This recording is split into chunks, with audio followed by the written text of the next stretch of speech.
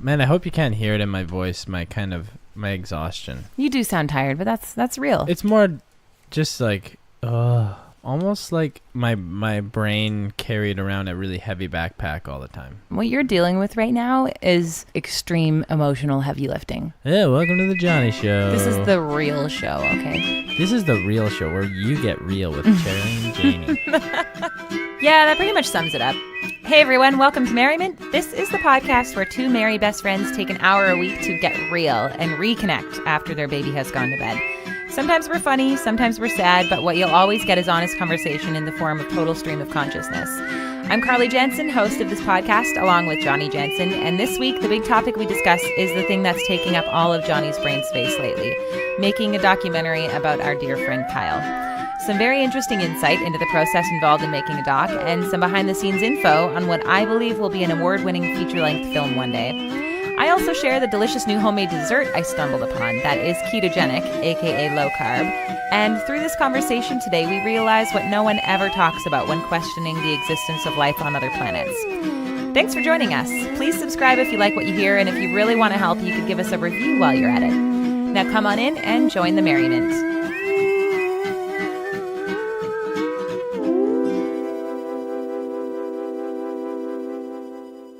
The purpose here is to take your head off of work and really focus on being here with me. Okay. That's hard. That's really hard to do these days. Just because I have a lot in my mind. I know. Maybe it's good. Maybe it's just learning balance is a good thing. Mm-hmm. I don't know. There's so much information that you're just like trying to sift through in your subconscious and in your conscious. Yeah. Cool. Lots. Mm-hmm. It's just full of just a lot of input. Yeah. And just reliving things over and over and over again. Yeah. You keep looking there. Are we already... Oh, we're recording. You knew that. I didn't actually know that. I suspected Really? that. Yeah, I didn't actually know. Oh, okay. I have to say, though, this rye is actually really delicious. Oh. You should try it. It's really good. Okay. Rye. Yeah. I feel like I like it the best. Ugh. I just had a sip of scotch. Oh. A really nice scotch. So Hey, I like this rye. you know what? You like that rye. You're allowed to like whatever rye you like. Ooh. It's a free country. Cool. We're back. We're back. We took a little hiatus. We took a little hiatus. Not actually a real hiatus this time. Oh, wait, all yeah. last No, we week. totally were. Not all last week. No, but we did try some gummies. That was so interesting. That was super interesting that they recommended a dose that was just, we were like, we're not doing that whole dose. Yeah. It's like these gummies and they come in little square, like packets of, you can break them up in squares, kind of like a square, like yeah, it's chocolate. controlled. So like they're like, you get by 10 milligram little gummy things. And now with marijuana being on track for legalization, there's going to be a lot more of these type of products available, and we got some up the street. And we don't really smoke pot that much because it's too intense for me. It always ends up bogging us down too much, and you get really paranoid. Yeah, I get so paranoid. I always want to buy a safe every time. Every time we smoke weed, we know, because I'm just like, in my mind, it's like, oh my God, we don't have a safe. I can't believe we don't have a safe. Yeah. And then... Anyway, but you were there, and you were like, hey, we just want to get like really mildly high. Like we want like a really small dose. And they were like, take 2 squares. You won't feel it if you take 1 square. Well, first, I ordered the half CBD, half THC. Right. So it was at 5 milligrams of THC per. So it's half of the regular one. And then she's like, you won't feel it unless you have 2. And then I was and like, you took okay. it home and you were like, let's just take 1 each because I don't trust that. And then sure enough, it was strong. Like it hit us. Yeah. We definitely felt it. Not like so. It was the right amount. Exactly. It was the right amount. And that's what I appreciate with gummies is we can control it. And now I know exactly the feeling of that amount is. Whereas normally if you just like have a toot off of a joint, then it's you don't know what you're getting. Yeah, you don't know how strong it is. I'm wanting to buy a safe. Or this latest time, I'm just like, how come we don't have an earthquake kit? which we need to get an earthquake kit. We do. That's true. It's good to remember these things. Mm-hmm. Not so much as fireproof safe, maybe a fireproof safe, but like what would we put in it? Last time I asked you that, you were like passports. I was hard high. drives is one that but then you were like, there's a lot of stuff I still need to put on hard drives, so it's actually I not. need to buy hard drives, and then I get overwhelmed with all the things I need to do that's responsible. Mm-hmm. And then but the good thing out of it is we have insurance because I got stoned.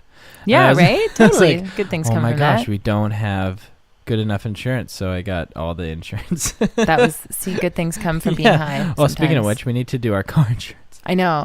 That's been on my mind. We need to get stoned and write down all of them. Totally. Well, that's the thing that I Important actually things. like about sometimes partaking in the cannabis is like very minimal, because I really don't do it very Tinies. often and I don't take very much, but it's just that like slight altered consciousness that I end up coming with a ton of ideas and coming at things that maybe I've been kind of spinning on, or, you know, changes that I've been wanting to make in my life. And it gives me a little bit of aha moments. Mhm. And I like that.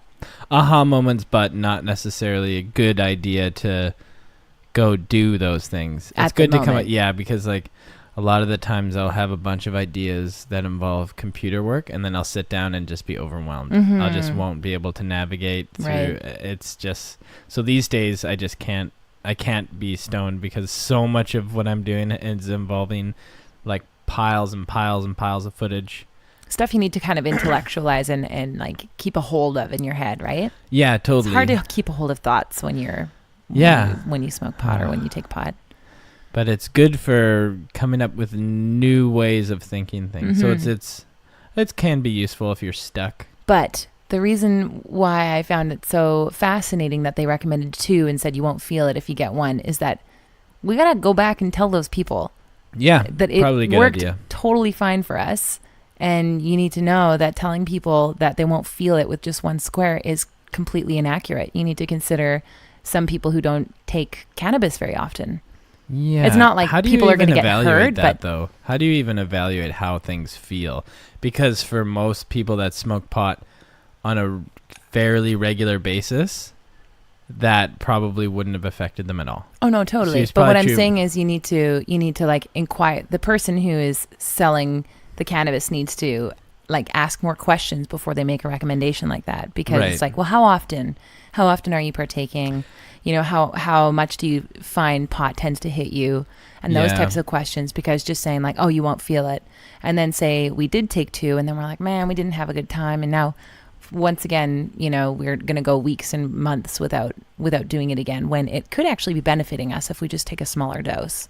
Potentially, yeah, but I just got to be very careful. It's one of those things that I can slip into, like almost like a depression or something, or I can feel all of the things I'm not doing. That's why it's Like if you do it too often, or if you take too much. and then I avoid things, and then I just get overwhelmed with, I don't know, I just get in a bad I place. think, you know what, honestly, the things that I know about you and the things I know about myself is you can start falling into bad habits with anything.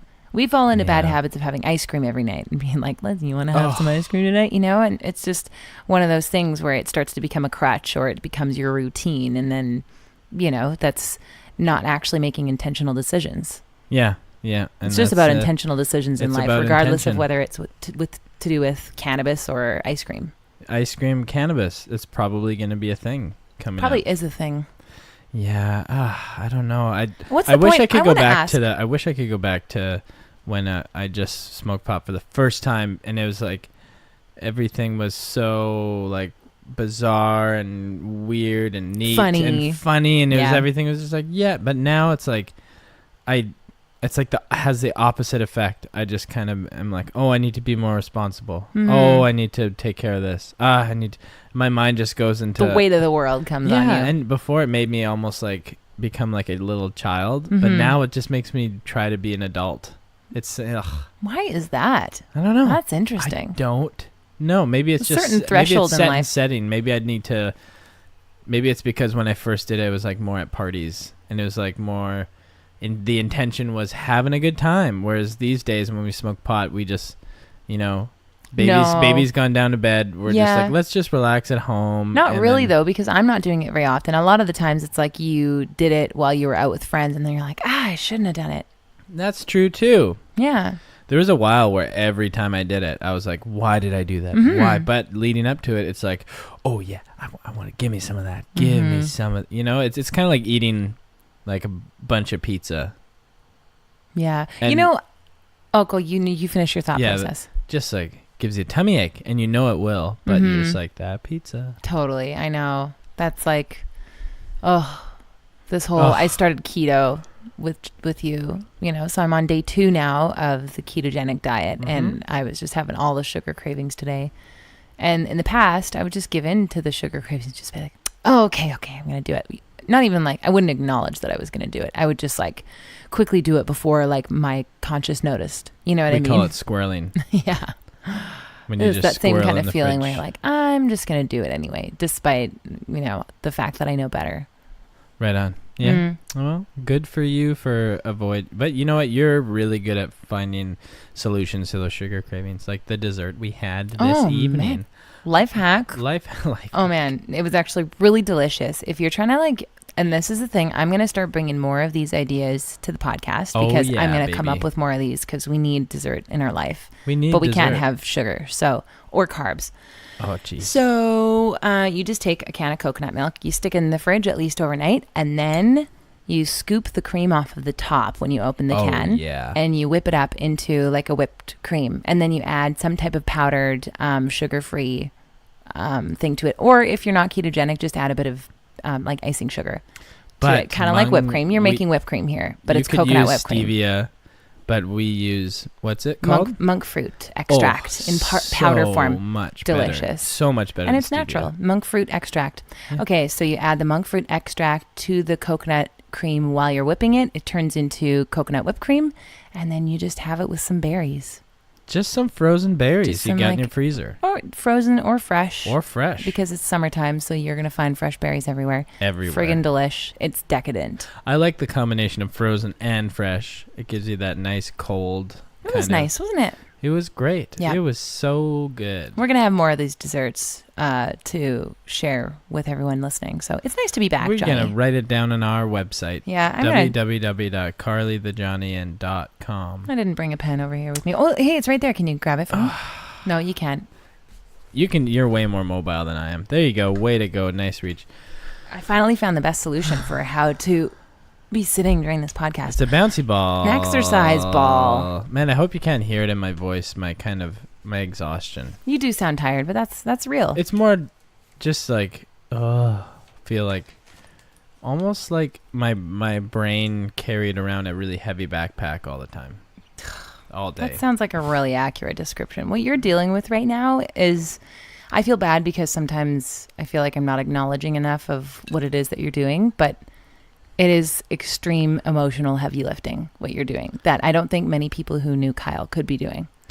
Yeah, and my biggest struggle is like ethical kind of things, because I'm like, what we're doing, what to fill the audience in is working on a documentary right now, because I have over the years accumulated piles and piles of footage of Kyle in many forms.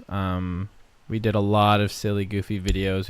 We did a few interviews, enough to make a really compelling documentary. And basically what I've been doing is trying to stitch everything together into, right now, like a little trailer for funding purposes. Mm-hmm. So what that means is that you are going through tons and tons and tons of footage of Kyle. And not just of Kyle, but of the band too. But the most emotional labor, I'm sure, is going through stuff of Kyle and also trying to judge how to use that. Yeah, and that is the hardest part, because there are angles that I can take that feel just natural for me, and I don't know. It's hard. It's so impossible to get into, because right now I'm just totally in the weeds. Yeah. I'm just like, I've looked at what I think is everything, and it's a lot. And a lot. And if you don't know this Kyle person that we're talking about, episode 4 was about him. It's called The Art of Grieving. One of our very best friends passed away in January. We cried in it. Yeah. I cried in that podcast. And it made a lot of people cry too. You can't hear it, but I did. If you listen, you'll be able to tell. There's a thump as you thump the microphone. Hey, that's mean to your past self. Don't mock yourself. Okay. The thing is, I have so much footage of like Kyle crying or pretending to cry, and it's like some of my favorites are when you quit the band. Johnny quit the band. Johnny quit the band. The weird thing is like I have interview footage of him, and he like we talk about death a lot, you know, and that does come up a lot, and so there's also like I filmed him as a character, like he played his own roadie, so I have footage of him talking about himself, which is hilarious. I can't even believe how into character he got, and he held that character so solidly. He was a very fantastic actor, actually. And it's the weird thing about it is because the interview that we took in 2012 or 2013, I think it was, because we talk about life, we talk about death, we talk about what he believes comes after death. It totally came out organically. We just sat around with the camera.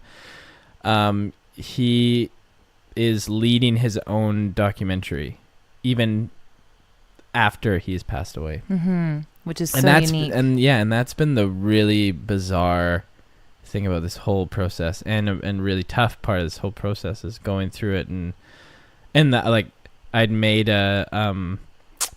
edited this footage all together 4 years ago into like a video, and it was largely about like, just because of the footage that I had was like, oh, where did Kyle go? And it was like and it was kind of surrounding his passing. So it's just like, the hardest part is to not romanticize the whole thing and just see the footage for what it is and just try to tell a compelling story. But it's so hard not to kind of address the fact that so much of the subject matter is directly tied to what happens in the future. It's such a weird predicament to be in, because like that was completely innocent. Yeah. It was obviously before he passed away. So yeah.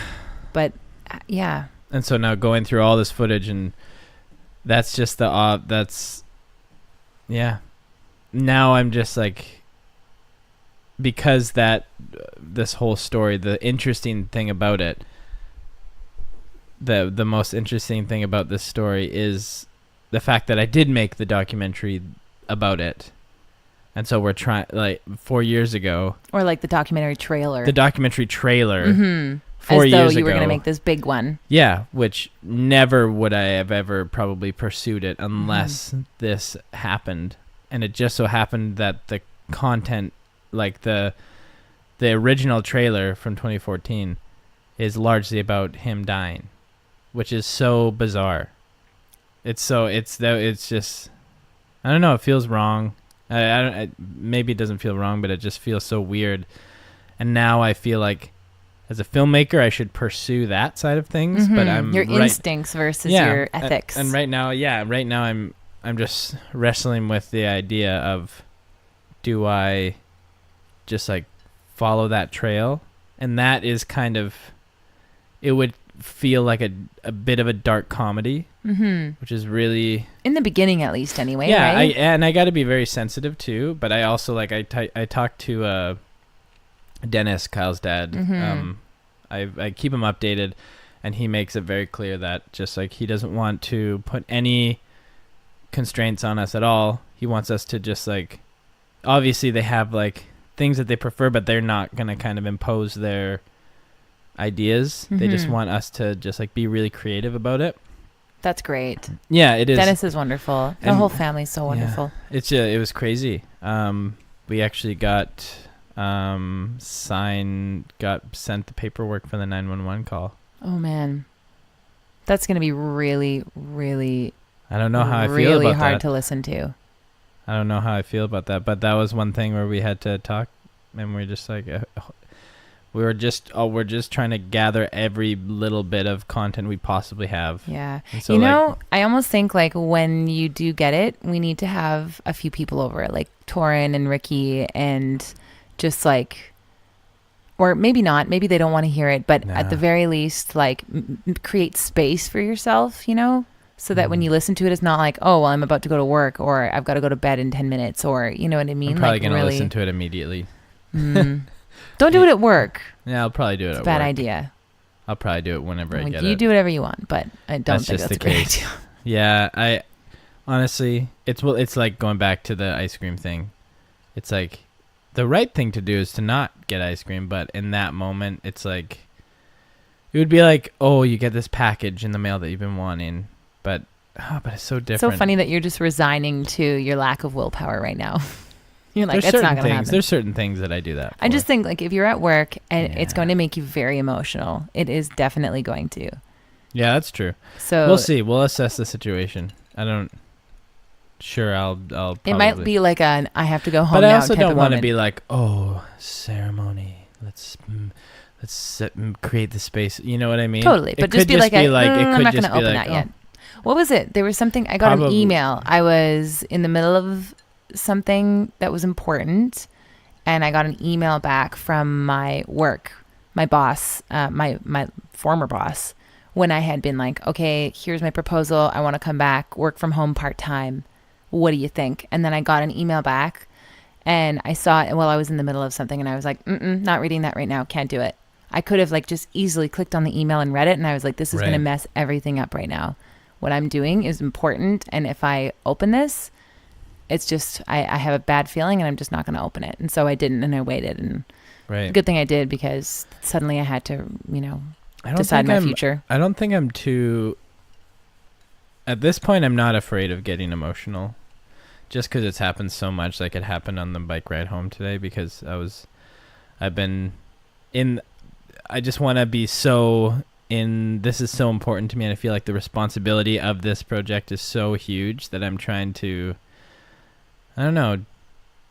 Eliminate any distractions. So like I'm not really listening to podcasts anymore. I'm just listening to Kyle's music on repeat and his interview on repeat. And I'm just kind of welcoming these waves as they come. Good for I'm you, not really honey. afraid to. Sure, yeah, maybe at work if I'm about to go into a meeting, probably, but I'm I've just. Oh, I can't even imagine being in your position, because I know when I was pregnant and I started to just become all consumed with like baby stuff and thinking about, just this bond that I already felt with my baby, and other things just felt so unimportant, and all I wanted to do was get ready for life with my baby. And it was hard to like just rally to be interested in my job, even though I had a great job and I loved it. So I can only imagine being in your position. This is like your baby in an extremely personal and emotional way. So it'd be so hard to be doing anything else, basically. Yeah, it is. But I'm fortunate where I've got a good team with me that we can share the load. This is just the crucial kind of beginning where we're setting the stage for the future, because who knows how long this is going to take, this process. Documentaries take years. This might be a little bit different because it's a finite storyline. Right. We're not, we You're just not have following to, something. We could. I don't know. There's a lot of music that we might want to finish. Who knows? As of right now, no. We've narrowed it down to a much humbler storyline, because what we found, the more we kind of dig into our friend, the more we realize he could hold his own documentary. He doesn't need anything else. Like, as long as we have the footage, and we do have the footage. So much. And the crazy thing about this footage is it's like everything that I've done. It's my passion projects since 2010. Wow. It's everything, because when with the band, it was always like outside of work. It was, we put all of our energy, all of our extra creative energy all of our creative energy into. And I made a ton of videos, and we were just all locked in as a band with these. And It's truly amazing how locked in you guys were on these videos, and how many videos you made. I've always marveled over that. And it was just like having a laugh, having fun, and it's so bizarre going through them all. And we just thought that we were just filming just random stuff and posting it on YouTube. A lot of them we didn't post on YouTube. A lot of the interviews we didn't post on How many YouTube. videos do you think that you made that are like that you filmed but never ended up making? Just with regards to band stuff and friend stuff with them. Oh, geez. 1, 2, 3, 4, 5, 6, 7. Lots. You can count them? Yeah, well, I've been organizing through. Oh, right, of course. I've been categorized.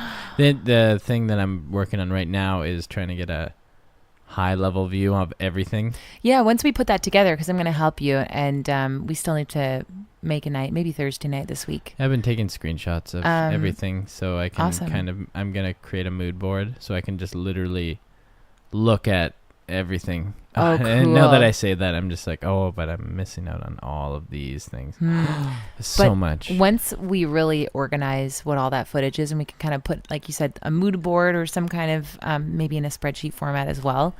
I feel like once this documentary is done, you're going to be able to go back to all of this stuff to make music videos to Kyle's songs and so many other videos with this footage that wasn't used in the documentary. Yeah, maybe. But most of it probably will, because an hour and a half is a long time. I guess so, hey? So far, just with the selects, I'm just at I'm not at an hour yet. Wow. Yeah, so an hour is a long... But you have interviews with other people that are going to be in the documentary. Yeah, totally. And we also are, I don't know. Don't want to speak too soon, because with the process of making a documentary, naturally its nature, it just changes. Yeah, as you discover it, because it's all about searching for the story. Mm-hmm. Catch us up on how you've been searching for the story thus far. Like, what type of meetings have you been having? We've had a lot of phone calls. So I've been calling our producer a lot. I've been calling Torin, who's a very close friend, both mine and Kyle. He's just the best. He's the best boy. He's basically my best friend right now. And one of the band, invisible band members, basically. He was, even in our music videos, he's in them. Mm-hmm. So visible then. Yeah. It's non-instrumental. He might as well be, we've always said he might as well be in our band. He knew Kyle in a really special way. And he's writing it. And he's a brilliant writer. He's getting his PhD in English literature right now. And actually, side note, his supervisor has worked on documentaries and written several documentaries, so he has mentorship there. Amazing. But yeah, so we just lots of conversations. We had a kickoff meeting with editor and producer and the kind of the core team. And now, we just assembling the team was music. A big aspect of this, wasn't it? That was huge. Yeah, making sure who's on board, and we're so fortunate, and it's very serendipitous that the people on board who are well recognized filmmakers, they've produced several feature-length films that are excellent. Mm-hmm. And they knew Kyle and they loved Kyle. They knew Kyle since high school. Well, that's the activating factor. And they've worked with him. Yeah, right?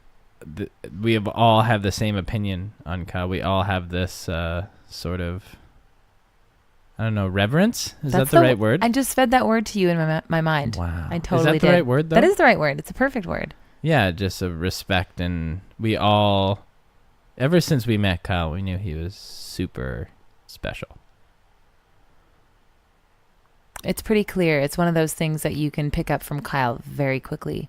Even our friend Pamela, remember, she hadn't even met him yet, and she watched the trailer that you'd made, the mockumentary style trailer, before his passing, years ago.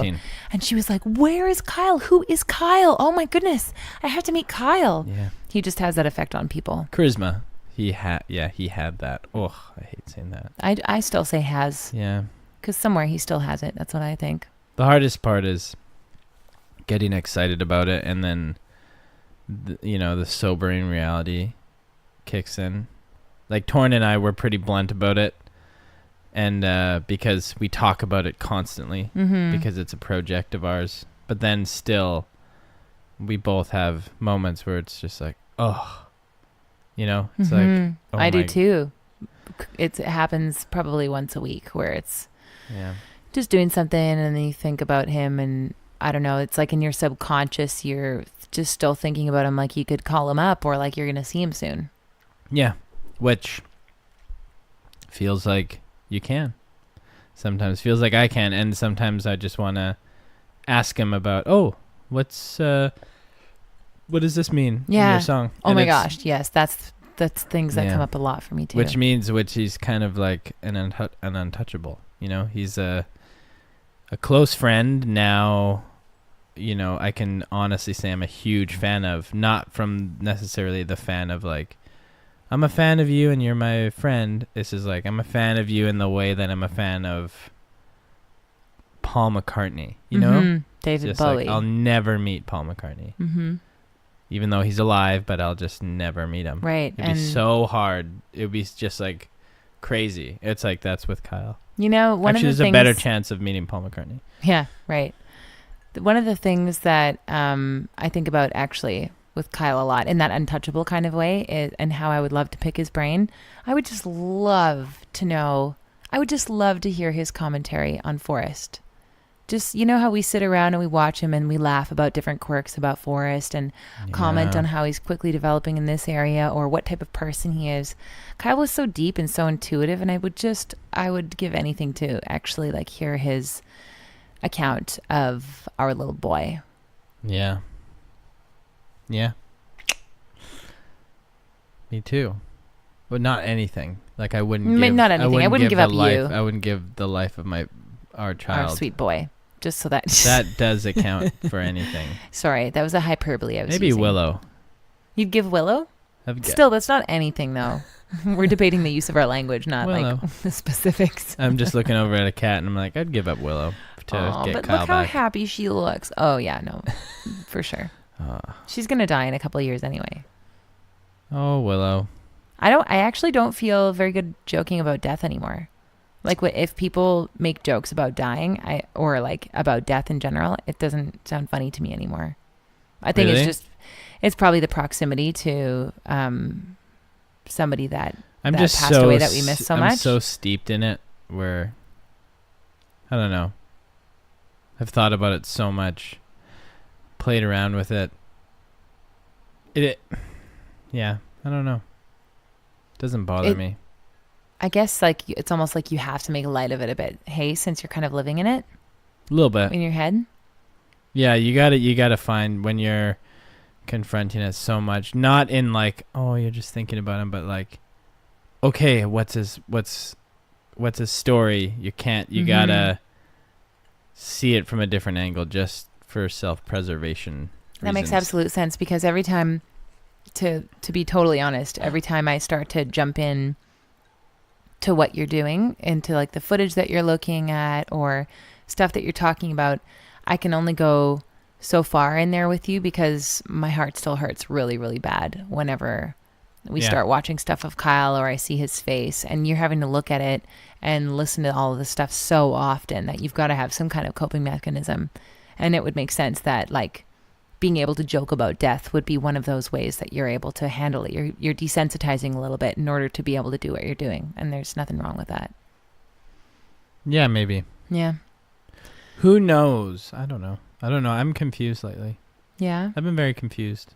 But I think just generally confused. I've been picking up on that. Yeah? Yeah. I don't know how else to describe it. Even talking with your dad. I don't, it's hard for me to have any opinions. Mm-hmm. Look at this. This is a Johnny show. Yeah, welcome to the Johnny Show. This is the real show, okay? This is the real show where you get real with Charlie and Janie. But I've just been confused. It's hard for me to form opinions. As soon as like I get into a topic of conversation with somebody about something that like politics or whatever, I'm always just like, I don't know enough. I don't know enough to have an opinion. Maybe you're just your emotional energy that is required to engage in conversation to a certain depth is just so spent. Yeah. Also, I just don't.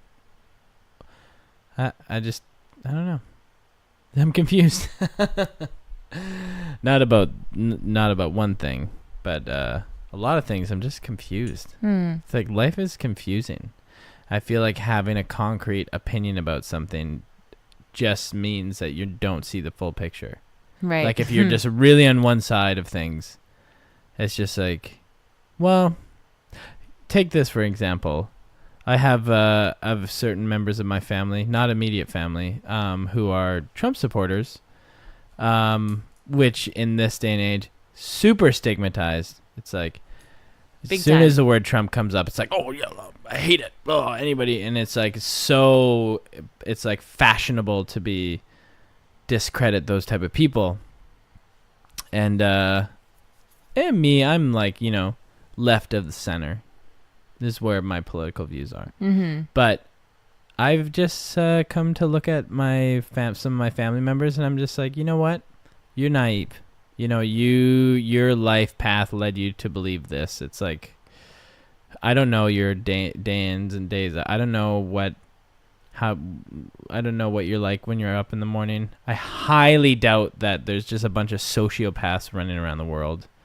Maybe just really naive people. Right. You're saying like you highly doubt that all Trump supporters are sociopaths. Yeah. Right. Well, none of them. And I just like, why would I even? Yeah.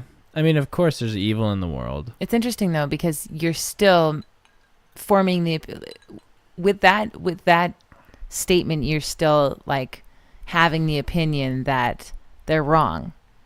Like you're just naive. You're saying that they're wrong, but they are not guilty of. Yeah, but there's you know what? Maybe that isn't. You know what? There is an opinion. Maybe it's just less of a strong opinion to condemn people. Like Nothing wrong with that though. I don't feel like I'm. Even when we talk about just people we know or family or whatever, when you get into that, I'm catching myself being like, "What? Who am I to criticize this person?" Because I know that. Welcome to the Johnny Show. I know that they could say things about me equal. You know what I mean? I don't know. Right. I'm just confused about it all. I'm so confused. This sounds like a real. This is therapy right now. This is what this podcast I'm is. having a good time. You are? Yeah. I'm just very vulnerable right now. Yeah, that's why okay. I'm kind of being all like, oh, Johnny Show. Yeah, don't worry about it, hun. This is trying to be good. funny, but it's hard to be funny. You are funny, just in essence.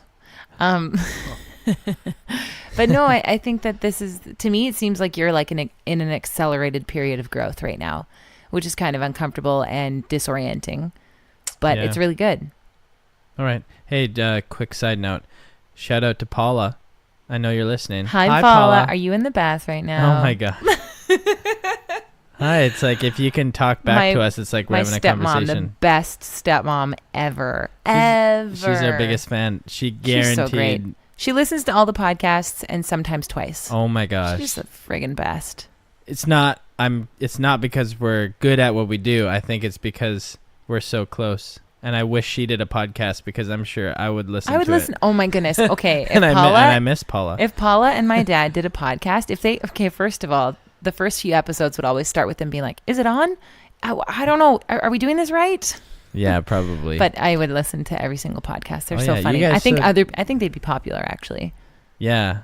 It's, you know what? It's not as easy as it may seem though, from what I talked. Like I was talking with my friend. Shout out to JP the Maurice.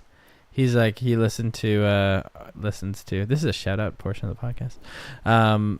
He listened to our podcast and he's like, you know what? We'd have a conversation, but it would end so quickly. There's something about just like the fluidity, I think, that we have, which is. I think that you're right. It is unique because the fact that we had that 8-hour phone conversation still to this day, anytime I tell somebody, they're like, oh, what? 8 hours. I can't even believe that. What? That was so irresponsible. 8 hours? I didn't sleep and I went to work. Yeah, well, because we talked all night and worked the next day. Oh, did we? Remember how we used to fall asleep? Now, if I'm like working late, quote unquote, I look at the clock. 1 o'clock is approaching. I'm like, oh no, it's so late. Whereas like used to be 1 o'clock is approaching. It's like, oh, maybe I should think about going to bed. I think, what time did we end our conversation that day? I think it was like 6. Yeah, probably 6 a.m. Yeah, that was crazy. I don't know what we talked about. And then after that, like that was the turning point that we were like, maybe we should start dating because we were in separate cities, and we were like, oh, long distance, I don't know. And then after that, we were just like, how about we just say who cares about long distance, and we just try and make this work.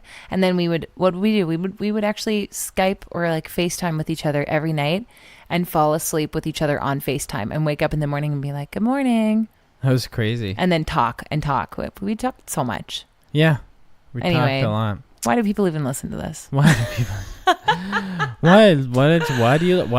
Why ask yourself, should I be listening to, or should I be doing yoga? Or ask yourself, am I just loving having some conversation? You know, or ask yourself, so why am I alive? Why are we here? And then ask yourself, are aliens real? Yes. Yes, they are. Johnny's the voice of God telling you yes. Yeah. Aliens are real.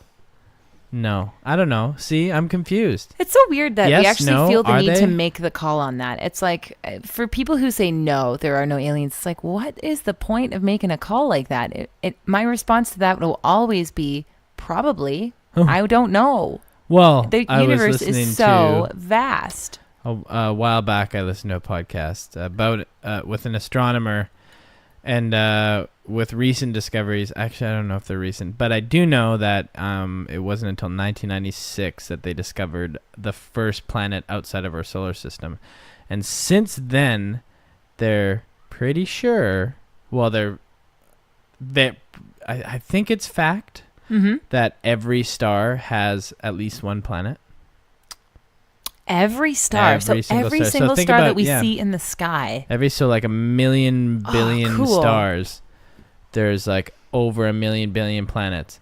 The likelihood that there isn't civilization on one of those is very low. So it's like they don't have any proof, but they're like, oh, so cool. There's like scientists or this astronomer's like, there are. But he's like, we don't have proof. We can't actually, like in the scientific process, we can't actually say that. But is like, think about it. So cool. That is like so neat. What I the skepticism involved in believing, if you believe that we're the only life, that's like an extremely skeptical point of view. Like extremely. Well, that's why, like, I really don't understand what is so threatening about believing that the beauty of life exists in like more places than just Earth. Why is that so crazy? And now it's a total different topic of conversation, whether they visited us or not. Because if you think about time, and who knows, civilizations might, if like we're looking at climate change, we're looking at how often big catastrophic events happen that wipe out entire populations or entire species, civilizations might be extremely short-lived. Like civilizations that have the technology. So like, let's say we get the technology to be like, oh, we can go off and like explore and like see, I don't know, we can like see these different planets. Maybe that could be a time where none of the aliens have. Right. They're not living right now. Or maybe it's like there's also like solar, like radiation that you get exposed to. Right. So imagine like maybe aliens came and visited during the Ice Age. Yeah. When there were definitely not humans. There was life, but not humans. Yeah, I don't know. Not that. It's kind of funny, though, for me to think, like, if there weren't humans on Earth, then they don't discover this alien species. But there are so many alien species on Earth. If humans aren't here, we're just, like, the most intelligent species on Earth, supposedly. Yeah. So, but it's, like, very arrogant to be like, oh, the aliens came during the Ice Age, but humans weren't alive right now. So, and actually they were. I don't actually know my stuff on confused. This. But civilization is different. Like you can say that like dolphins are super intelligent, but they just can't make fire. Right. You know, they can't make. It's not civilization. They're limited in their scientific discoveries. But say we found life on Mars, like actual life that's like, oh, this is actually like amoebas or something. Yeah. I was gonna say more like descendant of the elephant or something, but. Because imagine if aliens came to Earth and humans weren't here, but they still discovered the woolly mammoths and the saber-toothed tigers and all of this stuff. That's like, whoa. If there was the equivalent of that on a planet that we found, we would just be like, oh my gosh. Yeah, but we're really looking for other intelligent life. Well, yes, like but still, they get excited when they find like the presence of elements that could support life on Mars. But what is cooler? Like discovering like wild animals or discovering an intelligent civilization that you can communicate with. That's actually what's really interesting about this is share ideas, consciousness. Then absolutely. No, that's for sure cooler. But what's so interesting about this is I never once ever considered that we would happen upon a planet that didn't have intelligent life, that was just like didn't have civilization, that was just animals, creatures. Well, the odds of like with civilization hasn't really been around that long. So that's so interesting though, right? Like everybody always talks about whether there's aliens on other planets, whether there's intelligent life and civilizations, but we've never talked about whether there's just cows on another planet. We haven't, but I'm sure a lot of people have. I'm going to say 2% of the entire population. No, the population maybe, but scientists and astronomers. And really? And really smart things. Yeah. I guess so. Yeah. It's just so interesting that that's right never... now that's what they're doing when they're looking at like the different moons on Jupiter. Because there's like one that's like all water. I would just love, but I never considered this before. And I feel like the majority of the population has never considered this either. That we find life on another planet, and it's like an alien version of cats. Oh. You know, where it's like, oh my gosh, there's life on this planet. It's just like really interesting looking animals. Well, the odds of that happening are way higher than civilization. Because who knows? Civilization with the laws of the universe could be short-lived. It could just get to a certain point and then it just destroys itself. Right. And that's just how the universe works. Is once you get smart enough, it just like that's the sign that the world is gonna, it just eats itself. Because we're kind of headed there right now. We're as smart as we are. We still have climate change deniers, and we still have all these. It's pretty silly. Oh yeah, and we're just taxing the earth beyond what it can actually provide for us right now, which is scary. It's interesting hearing scientists talk too, because this one guy in particular. What's his name? I forget his name. You'll post it. I will. How am I going to find it? I'll tell you. Okay. I know where to find it. It's downloaded on my phone. Okay. It's a Joe Roganus podcast. It was, can't remember, but he is an astronomer and he was dope as shoes. It's like science is like all connect, like the scientific process is consistent over all sciences. So like you can have a phone, and we love our phones, but we have a phone because of science. We have cars because of science. Like so much of our civilization is because science. And so like climate change, we know climate change is happening because of those scientific processes. So by denying science or by denying climate change and like using your smartphone, this like doesn't make any sense. Such a contradiction. Yeah. Anyways, I totally just pooped that out of my mouth. Yeah.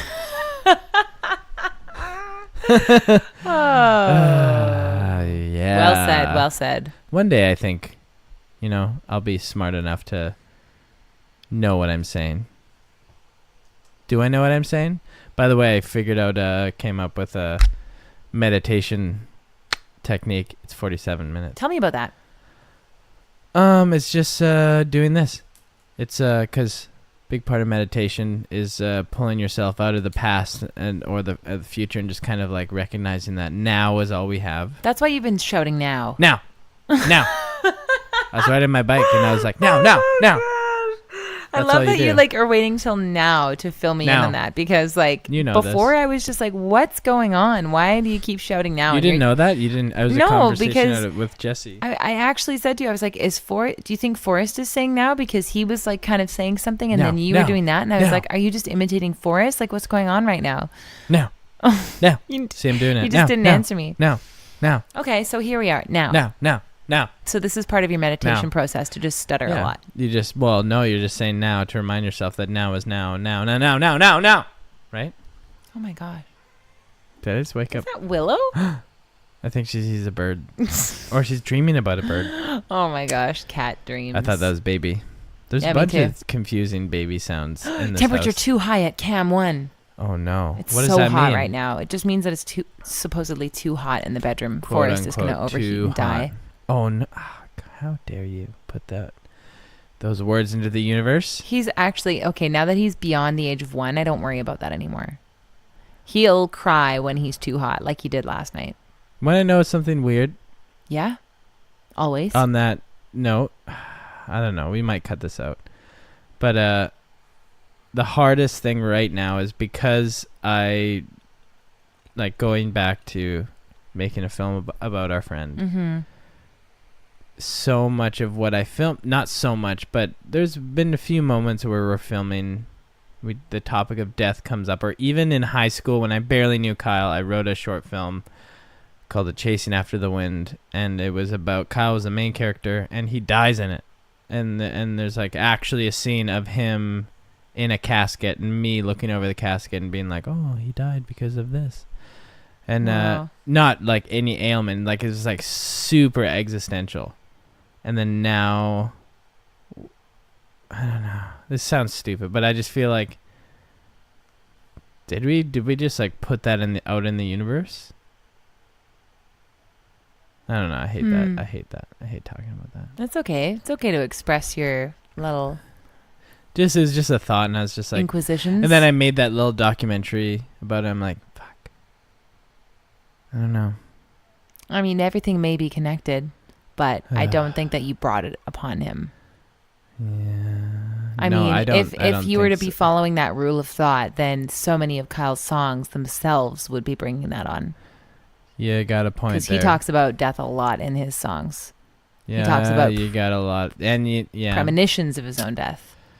yeah. You know what you got? Yeah. Maybe it's the opposite. Maybe we get little pieces. If time isn't linear, if time is just like we just experience it in cross sections, and like beginning and end are all one thing. Mm-hmm. Everything in between is one thing. Mm-hmm.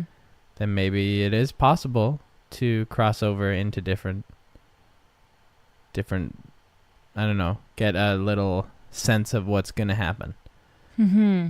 And through art and stuff, we get to do that. I'm like very vaguely following like a film on the top of a oily film on the top of a water or something. I'm kind of getting what you're saying. I've always had a bit of a hard time understanding like if time isn't linear stuff. You know, it's like, yeah. Well, I just like the 2D versus 3D kind of mind thought experiment. Where if you think about a 2D, how like a person living in a 2D world would see a human, they'd only see cross sections at a time. So they'd only see like the tip of your nose, or they'd see like a cross section of your brain, or they'd see like cross section of your body. Do you know what I mean?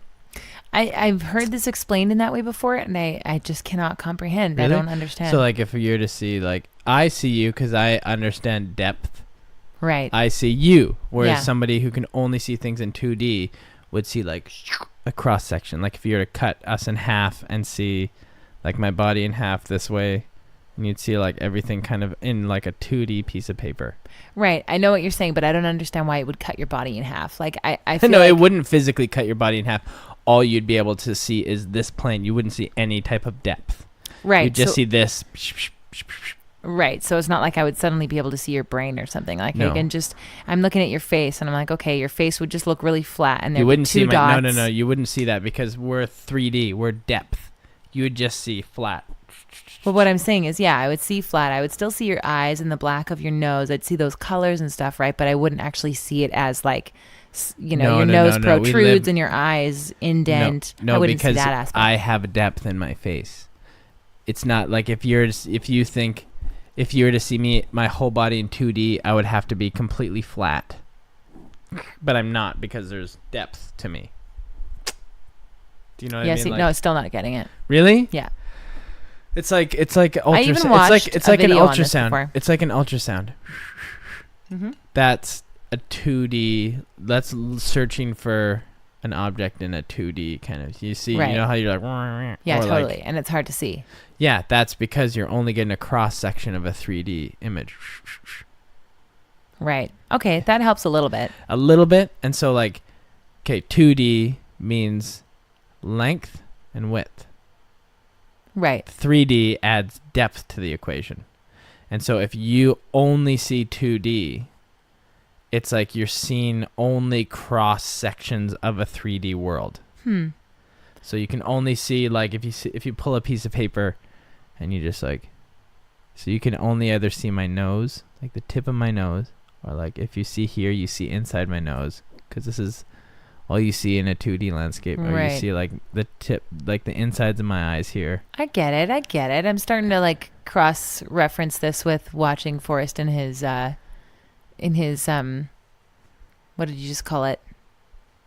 When they look at my tummy. Ultrasound, yeah.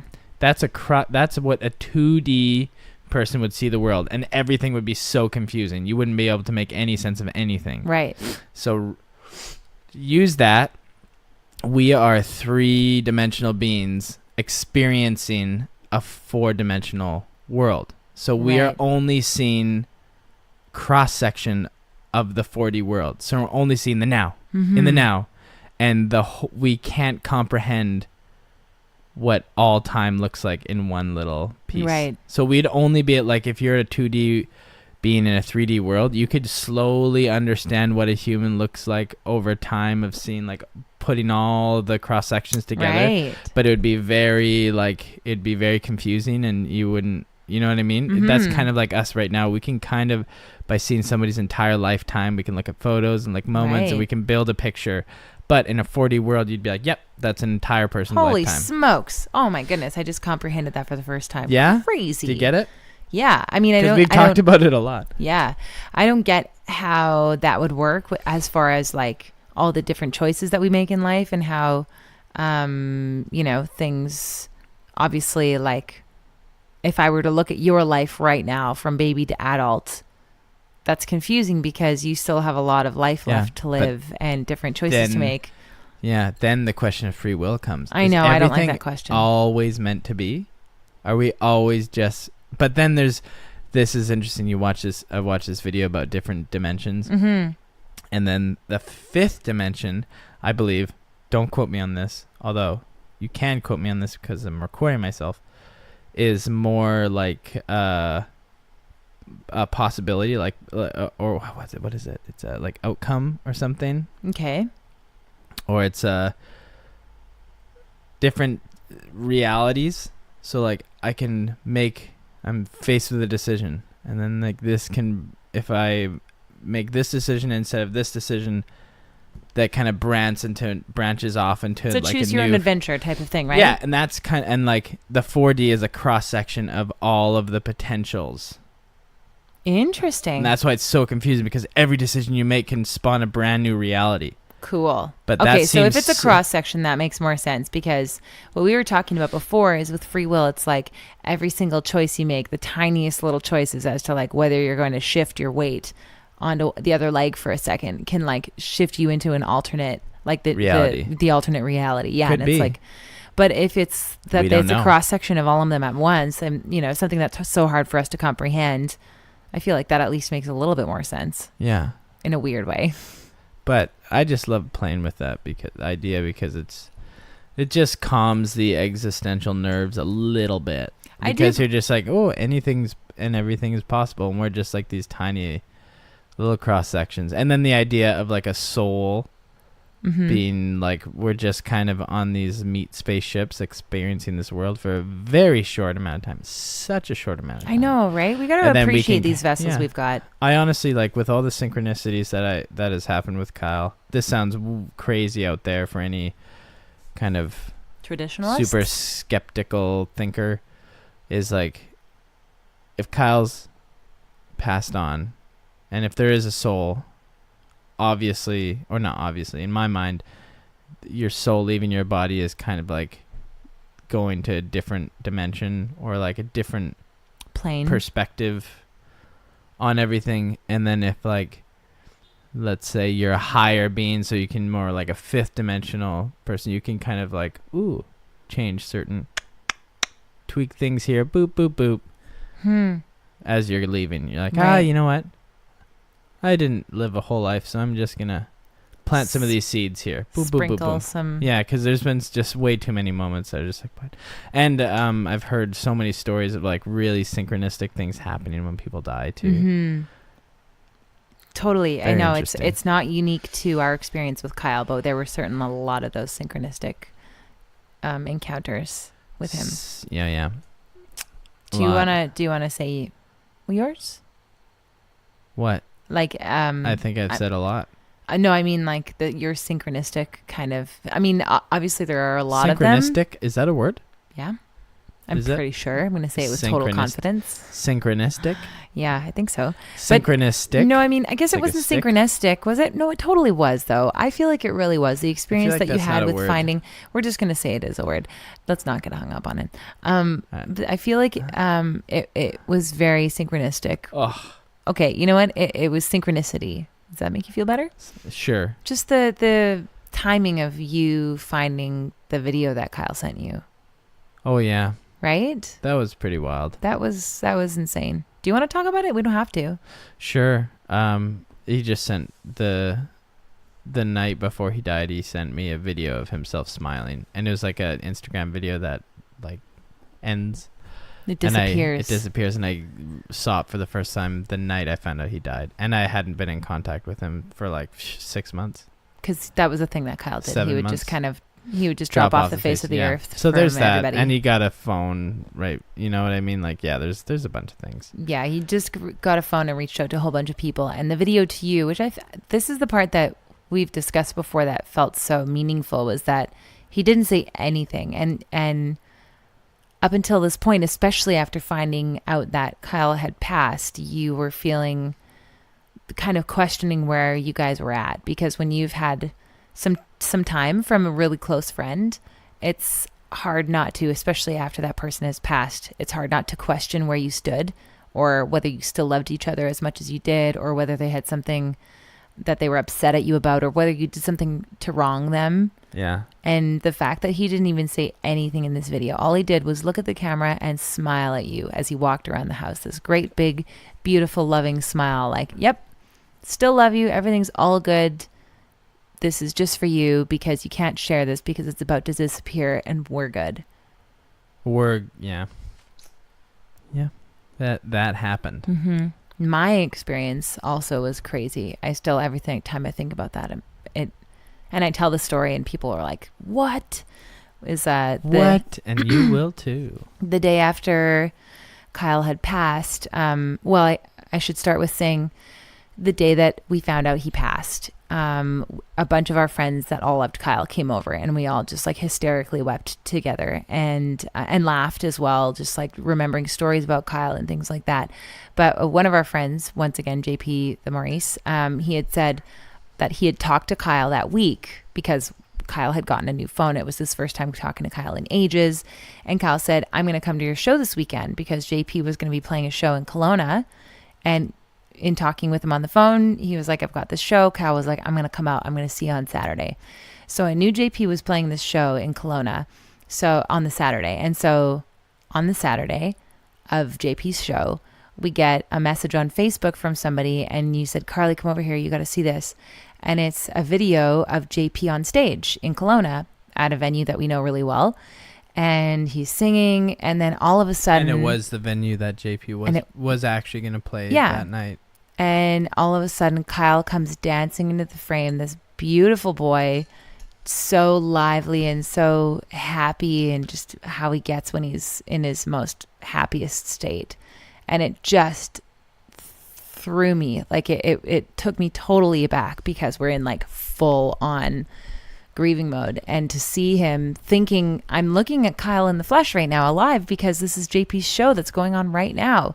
And he walks up to this girl and he starts singing to her. Like, he must know this girl so well. And they're singing to each other, and he wraps his arm around her. And all of a sudden I see that girl is me. And that was footage from a show a couple of years earlier at the exact same venue that JP was playing at that night that Kyle said he would be at. Yeah, that was bizarre. That was really bizarre. The timing of that, like at any other time, it wouldn't have been as crazy. Yeah. But yeah, that was And one a lot of of people crazy have moments. those moments. So many people have those stories about Kyle. Yeah. I don't know how you're gonna. I don't know if you'll be able to work those into the documentary, but I do feel like so many of the synchronicities that we have experienced with Kyle will somehow be communicated or expressed. Yeah, I don't know. Whether it's like explicitly or just kind of the general vibe of that is carried through. But yeah. It's up to you because you're the director, and I think you're going to do an amazing job. I know. Well, it's gotta do it. I'm gotta be honest. I'm just about ready to be finished. Yeah, that's cool. We really we did a really thorough job today at diving into a specific topic. Not very funny. That's okay. No, we haven't been very funny. You know what? Honestly, this type of podcast is better than one that we're trying to lighten up when we're not feeling super light. So I like that we I'm just like dive in deep. We're being honest. It's been hard to be funny lately. It's been hard to kind of crack jokes. Even at work, I've noticed. I've just been like, usually I'm like, oh, I'm a goofy spoof boy. But lately, I've just been like, okay, get it over with. Just be gentle on yourself about that. Don't judge yourself about work. it. Yeah, it's a, that's a, it's a phase of life right now. It's a phase. Yeah, at this point, you just, I need to put up pictures of forest around so I can be like, this is why I'm doing it. Right. Totally. That's good, honey. Well, Jeez, thanks for doing this with me. Nobody from work is listening. But it's just a phase. It'll end soon. I promise. Yes. Especially this process of just having to make this trailer and dig through all the footage. It's pretty intensive, but it's going to ebbs and flows. It's a lot of, it's just work, capital W, which I'm going to go back to now. You are now? Yeah. Okay. Love you, I was on the train. I don't know. Get back on the train. I ever got off the train. We talked about it, and it was just kind of ruminating in the back of your head. It's probably a good thing. Well, I started one part of the process that I gotta finish. Sure, do it. Meanwhile, I'm just gonna fight off all of my sugar cravings right now, the best that I can. You just had rye, which FYI is it super sugary? Oh yeah. Apparently, it wasn't enough.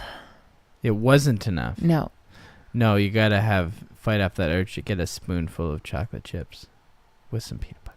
Even worse, I'm like, I'm gonna run over to Dairy Queen. No, I'm not, because it's closed. It's closed. Don't. I'm not gonna make do you it. feel Don't bad. worry. It'll give you a it's tummy true. ache. I'm gonna work through it. You know what? My latest really bad farts after my that. strategy has been is this is a feeling that's gonna pass. Just hang on, for dear life if you need to, but hang on and know that this craving is going to pass, and once it does, you'll feel way better. And if you need something to help that while that feeling is passing, like something to make you feel like you're indulging, pray to God. That's a good thing. Or, grab yourself a cup of beautiful tea or beautiful tea. Yeah, it's all about the way you think about things. You need to think about things as a treat. If you set yourself up with boundaries that then you can cross, then it feels like an indulgence. Like, I'm not going to eat after 9. Well, it's after 9, but I will let myself have some celery and peanut butter. See, that kind of strategy works for you. Doesn't work for you. Nah. I just gotta swallow that. I just gotta make it up in my mind. Like, the other night I was like, I'm so snacky. And I was like, no. That simple. I don't have to. That's good too, though. I think that just straight up no, the hard no is good. Part of my meditation. Now. It's also no. No. Like that's good. I think those hard no's no's are important. I'm still working on those, but I think I'm gonna give myself a hard no and have a cup of tea. So wait a second. You know the term hard-nosed journalist? Hard no, not hard nose. Is it? Yeah, they're two different things. No. Is a hard-nosed journalist a thing? Yeah, for sure. So does that mean their nose is really hard? It just means they'll poke their way into things no matter how tough it is to get into. Or they're just they don't take no for an answer. Or they just say no. hard nose. I know how it's spelled, so I know what How it's do you referring spell to. it? Hard-nosed, Nosed. Their nose is hard. If they want to be nosy, they're going to poke their way in there with that hard nose of theirs because, their nose isn't going to be easily broken. So I heard that on the Invisibilia podcast where she was referencing to her coworker, and she's like, I know you're a hard-nosed journalist, so you got the story. And she's like, yeah, well, you know me. Sticking their nose into things. You know me. Speaking of which, do you have any idea what shoot the shit means? Do you have any speculation?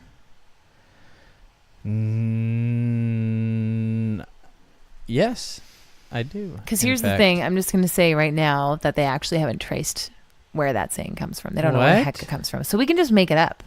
So shoot the shit, meaning like how I understand it is like you just like chat it up. Yeah, for sure. That's the meaning. But where does the saying come from? Jeez. You know what let's it go is? shoot the shit. And so like I'm going to come up with something in my mind. Shoot the shit means you can't even make something. You know what it is? You know what it is? It's a bunch of cowboys sitting around. They got nothing better to do. Their calves have gone and wandered off, and they're not sure where they are, and they're just waiting for them to come back, and they're just like aiming their guns at a bunch of cow pies and just shooting them, chatting away while they shoot shit. And then is it because they kind of explode? Oh, yeah, for sure. They're just like big explosions. It's pretty fun and funny. But ultimately, like, it's just a mild form of entertainment. Like, it's not, because shooting the shit is like just having a chat and just not about anything in particular, but you're just hanging around, chatting away. The water cooler. It's not like super eventful. Just like with shooting shit, it's not like, okay, everybody, we're getting together to shoot shit. It's like you're just hanging around, nothing in particular, and you're just going to shoot at some shit while you chat. You don't plan on shooting shit. Yeah, exactly. Maybe that was just like a casual pastime. I think we nailed it. Kind of like what Reddit or like Instagram is. That's not that important. You don't make a plan. I bet you it's actually so recent that my dad probably shot shit when he was young. So did you look that up or did you make it up? Oh, I made it up. The Cowboys? Yeah, no, that's not actually. It's not like. It hasn't been discovered why. Oh, you were talking as if you knew. See, there's that. No, confidence. like I said, there's actually no etymology on where that comes from. Etymology. Yeah, etymology. It's like tracing back the origin of words and sayings. So yeah, but also I wanted to mention this new decal that we got on our car. This was so funny because with my dad staying with us this past week, it was so wonderful having him around, and we had this new, is it a decal that you call it, or a decal for Americans? Sticker. There you go, bumper sticker. Oh, we've been meaning to get a bumper sticker for ages but about the whole die-cut. baby It's on board. A die cut? Die cut means it's not like a square. It's like all the words are individually little stickers. Does it make a difference? I guess it's not like It's a big difference. Huge difference. But no, so this bumper sticker says, instead of baby on board, because I just didn't want to get some boring old baby on board, and I didn't want to get the stick man. Nothing against the other people with stick men. Friends at work in the design department, because at the Vancouver Aquarium, where I work, which is where, oh man, I'm like half asleep, which is where I work. I guess they had made some for like a friend, and one of the designers had an extra one. It's like, yeah, I walked in there. This was when I was like funny Johnny, unlike these You're days. feeling on. I was just like walking in there, hey, you guys have any gifts for me? Oh, you're so good at that. You always end up getting something whenever you say that to anybody. It's like, well, because the design, like I'm good friends with, shout out Matt Dobo, but Matt is. I met him. He's nice. Listening. He's great. He always comes into, or sometimes comes into the office and is like, lately he came with, what? Oh, Are we digressing so hard right now? He came with like a X-Acto knife with like an R on it, because he does a lot of like the installation pieces with stickers and stuff. Okay. Like, I got this for you. Mm-hmm. And I think he had one that says like surprise with a question mark. An X-Acto knife? No, like he gives me these stickers. Okay. He gave me one that was like engage with an exclamation point because he just like maybe it was cut wrong. I don't know. They gave me stickers. And so I walked in there and I was like, you got any presents for me? And then one of the designers was like, actually I do. And then she pulled out this sticker, which we have on our car right now. That says, baby up in this bitch. Baby up in this bitch. That's okay, on our but car. Is that offensive? Well, some people might take offense to the word bitch, but whatever. They can go. No, you know what? Everybody's included F here. themselves. Just, apologies if you're offended, but we're going to say it anyway. Baby up in this bitch. In fact, it's on our car. We drive around town with it. It says it to anybody that sees the back of our car. It's implying that our car is a bitch. No, not exactly, because, well, yeah, no, it totally does. Never mind. But what I was going to say, after all this digression, is my dad saw it and was like, baby up in this bitch. And we were like, yeah, Dad, like baby up in this bitch. He's just like didn't get it. But also I was like, I actually don't know how to explain this to him either. Like it's just like a really colloquial kind of like nuanced saying that how do you even explain the semantics of this like baby up in this bitch? Like up, baby up in this is clear, bitch. The car is a bitch apparently, but like where does the saying like that even come from?